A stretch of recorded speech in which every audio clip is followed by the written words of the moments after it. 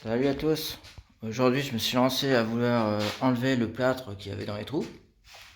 Alors j'ai commencé à gratter avec un ciseau à bois et au marteau. Après j'ai pris un tournevis, je me suis aperçu que ça y allait mieux, je l'ai affûté à la disqueuse et tout ça.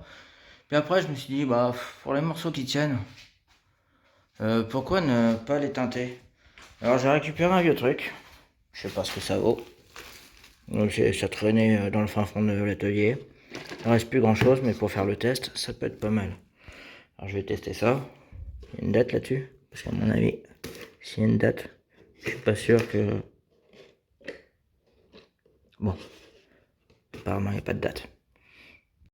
Tiens, un petit café. Teinte, chêne clair. Bon, ça tombe bien parce que les poutres c'est du chêne. Je vais voir ce que ça va donner. Je vais tester un endroit que ça se voit pas trop. Sur le bord d'un mur par exemple. Oh la vache, c'est super liquide. Et je suis pas sûr que ce soit une idée terrible que j'ai eue. Mais bon, j'en fais qu'une. Ou alors si, ça peut être pas mal. Là, le blanc, ça flash vraiment. Et là, j'ai passé qu'une seule couche de teinte. Mais il faut que je trouve un pinceau plus petit. J'ai pas été patient d'attendre le lendemain de séchage. Je suis passé à peu près dans tous les trous. Déjà, ça fait moins blanc. Puis après, c'est juste une teinte.